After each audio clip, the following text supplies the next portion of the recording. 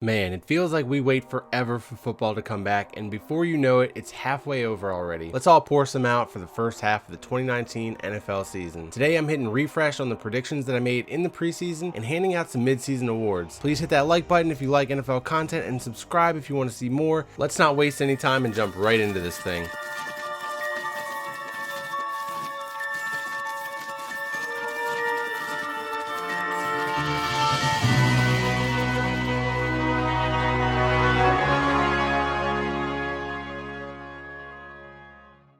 No surprises here. The Patriots win the AFC East once again, lock up home field throughout the playoffs with the #1 seed once again. If there is a surprise, it's the fact that the Patriots are doing it mostly with their defense this year. I see them dropping a couple of games to some of the strong AFC teams left on their schedule, but I wouldn't be surprised if it was due to Belichick holding the team back so that he can divert their game plan if they meet again in the playoffs. At 8-8, the Bills fell just short of the playoffs, but their gritty defense and grinded out style really does give them something to build on, and this is the obvious frontrunner to take over for the AFC East once Tom Brady and Bill Belichick move on, if Bill Belichick ever moves on. And I may have overestimated the Jets, but the second half of their schedule is pretty easy with 5 games against the 4 worst teams in the league, so I'm sure they can pick up a few more wins here and there. And then speaking of the Dolphins, they win the Tank Bowl and lock up the #1 overall pick in the 2020 NFL Draft.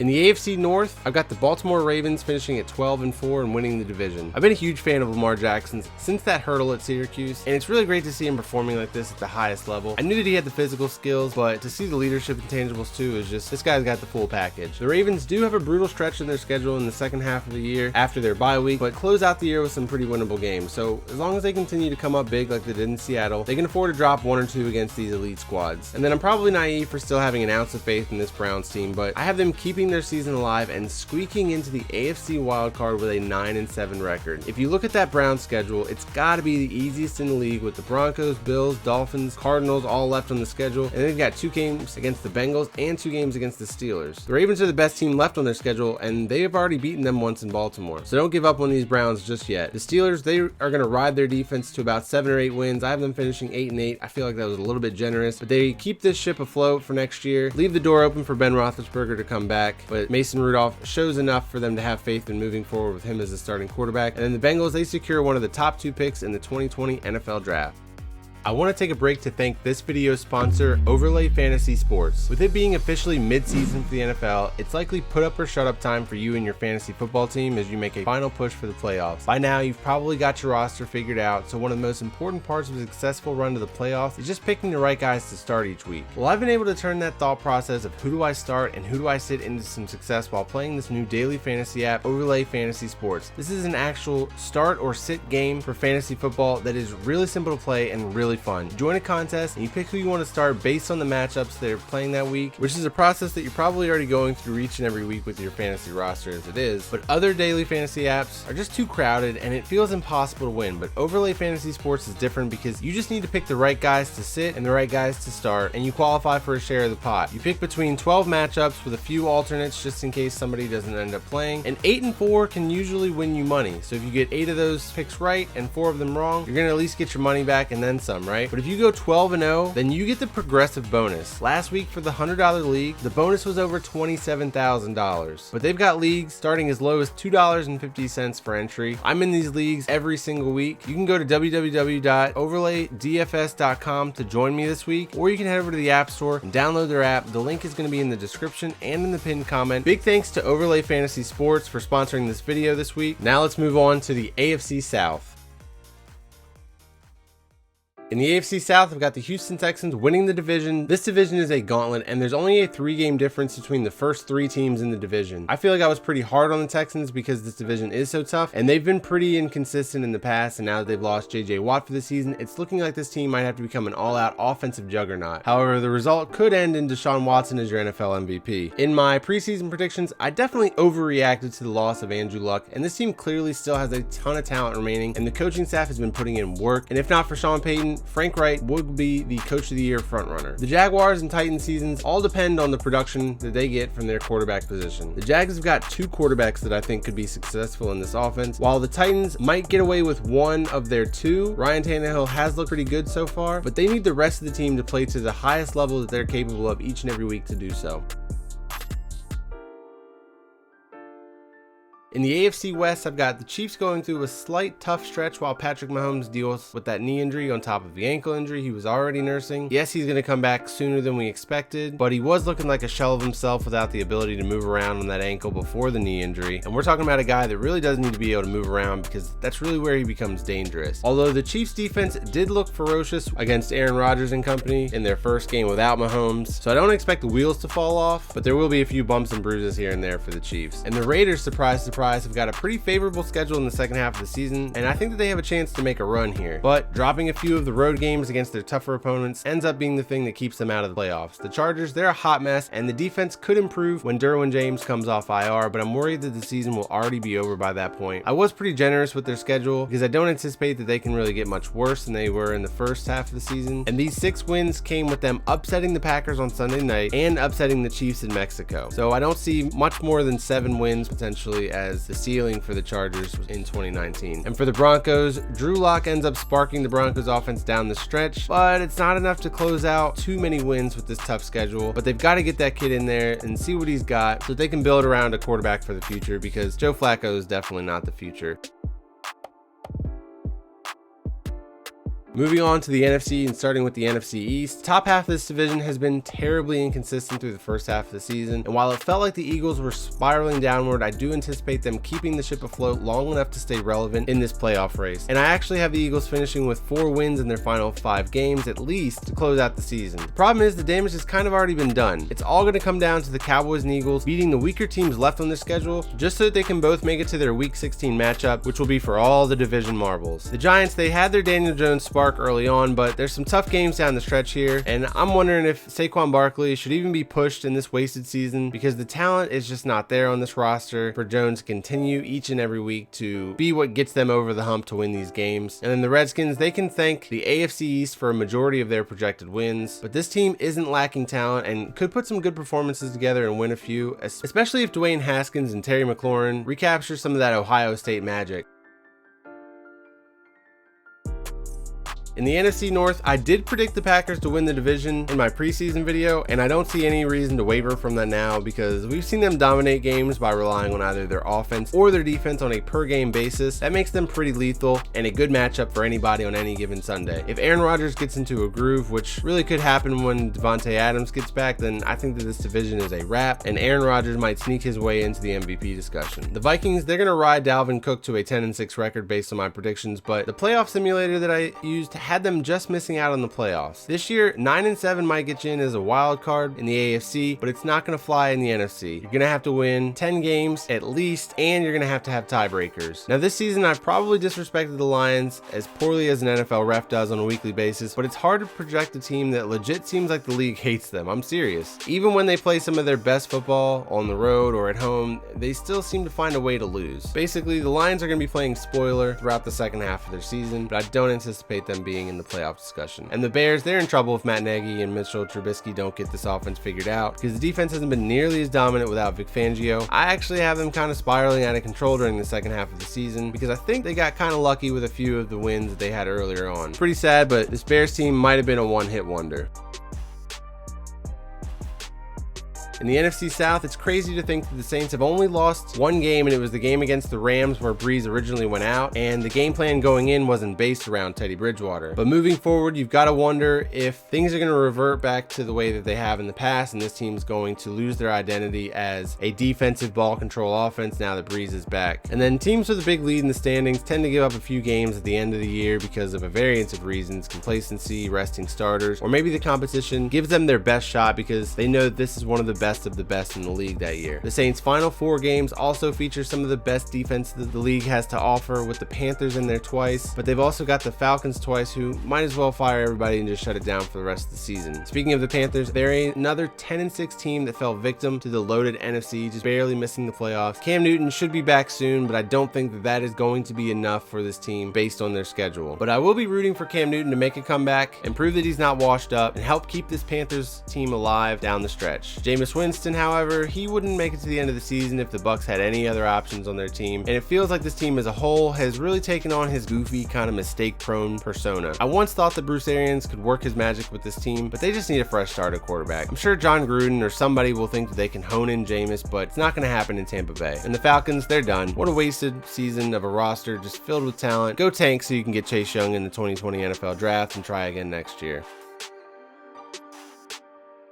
And then finally, the NFC West, they're going to be sending 3 teams this season, and that's the reason that we have 2 10-6 teams that don't make the playoffs this year. The Seahawks sweeping the Ram is the only way that they can get the nod as division champs. I think this team is really good, and Pete Carroll is another guy doing a hell of a job coaching up his team. The Seahawks have traditionally started out a little bit slow and then gotten hot as the year progressed under Carroll. So assuming that there's no regression this time, since they've started the year hot, I'm looking forward to the potential that this team could really get rolling into down the stretch. And the 49ers, their season plays out much like the Saints. These are both 2 teams that I didn't buy in with early on and probably still have them losing a lot more games than their respective fan bases are expecting at this point. The early part of the 49ers season was relatively easy, but it stiffens up in the second half with a 3-game stretch against the Packers coming off their bye, the Ravens, Saints, and then closing the year out with 2 divisional games against the Rams in week 16, which probably won't be as one-sided as the first matchup, and the Seahawks in week 17. The NFC West could actually end up having kind of a round robin to determine the division winner in the final 2 weeks of the year, which will be a lot of fun to watch. The Jalen Ramsey trade really ignites the Rams, and I have them bouncing back with a pretty favorable schedule, but this is one where I could definitely see a few wins easily slip away from them. So if they're not careful and they finish 10-6, they're going to be another team dealing with the tiebreakers here and busting out their calculators, trying to figure out how they can make it in the last few weeks. And the Cardinals, I think that 6-9-1 is a great finish for them. They were the worst team in the league last year. To jump from being the worst team in the league to 6 wins and a tie, that's pretty good. I think it's going to leave them with a lot to build on for Kyler Murray moving forward. I think that it's already shown that this Cliff Kingsbury experiment is working and should have potential to move forward as their future head coach. And that's going to do it for my preseason predictions for the divisions. Now the juicy stuff that you guys are really here for. I'm not going to break down the playoffs matchup by matchup. I'm just going to jump into who I think will end up in the AFC Championship game, the NFC Championship game, and then the Super Bowl. Then we'll bust out my midseason awards, which are going to be slightly based on what's happened to this point and then slightly based on what I'm projecting will happen over the course of the rest of the year. So first, the championship games, and I'm a little bit torn and sitting on the fence on this AFC one. Obviously, I've got the Patriots in there. They're going to be the number 1 seed, and they'll probably have home field advantage, womp womp. But it's the team that they're going to be facing that I'm a little bit torn on. I don't want to overreact to the JJ Watt injury, but I did have the Texans slated in there first. The Chiefs, though, with that defensive performance from week 8, it makes me feel like they've got the potential and the personnel and the best chance at going into Foxborough and actually shutting down the Patriots and winning a game there. But it doesn't matter because the Patriots beat whoever it is that comes in there. And then in the NFC Championship game, I've got Packers and Seahawks, a rematch from, I think it was 2015, where the Packers blew the game on an onside kick, and then the Seahawks went on to throw a terrible, infamous interception on the goal line, which brings me to my Super Bowl matchup, which will be the Seahawks and the Patriots. We will be rematching that Super Bowl. I'm not a huge fan of Super Bowl rematches, and I actually hope that this is not what we end up with, but this is what I think will happen because I think that these are going to end up being the 2 best teams over the course of the year. My preseason prediction, however, was the Kansas City Chiefs over the Dallas Cowboys, and the possibility for these 2 teams to make the Super Bowl is still entirely possible, but they've shown some weaknesses early on that make it hard to have faith in them overcoming these down the stretch. Now, I do feel like predicting the Patriots to the Super Bowl is the weak and cowardly safe option, but I don't know, maybe I'm praying for a reverse jinx here. I never predict them to the Super Bowl for those reasons, but I'm finding it hard to pick against a defense playing this well in this day and age where defense is not supposed to be the thing that's winning you games each week. But stay tuned for my weekly pick'ems each week because this prediction could change drastically in 3 to 4 weeks time. And with the NFC being as loaded as it is, I could easily see any of the top 4 teams in the NFC winning the Super Bowl this year, from the Seahawks to the Saints to the 49ers to the Packers. So stay tuned, and now let's get into the midseason awards. At MVP, I've got Russell Wilson and Deshaun Watson. You might call it sitting on a fence. I call it repeating history. Peyton Manning and the late great Steve McNair were co-MVPs once upon a time, and honestly, I'm just split on these two because they're both the engine that makes their team go, and they both had spectacular moments and crazy plays. If I had to give the nod to one right now, it'd probably be Russell Wilson for that cross-body touchdown throw to Tyler Lockett against the Rams, wearing the Ninja Turtle green uniforms. That's easily the most memorable play of the season, and possibly the best one. But Deshaun Watson's also had his fair share, including this one-eyed, blind, game-winning touchdown throw against the Raiders. That wasn't in prime time though, so I don't know if as many people saw it and if it would be as memorable. I mean, the Seahawks were literally out there looking like highlighters, making plays against one of the top teams in their division and in the league. So right now, I give the nod to Russell Wilson, but Deshaun Watson is 1B as far as MVP goes right now. But like I said, stay tuned to my weekly pick'em series, and I will update you guys in 3 to 4 weeks with who I think will actually win these awards going down the stretch, because things could really change up and we could add a few more guys to this list of potential MVPs like Aaron Rodgers.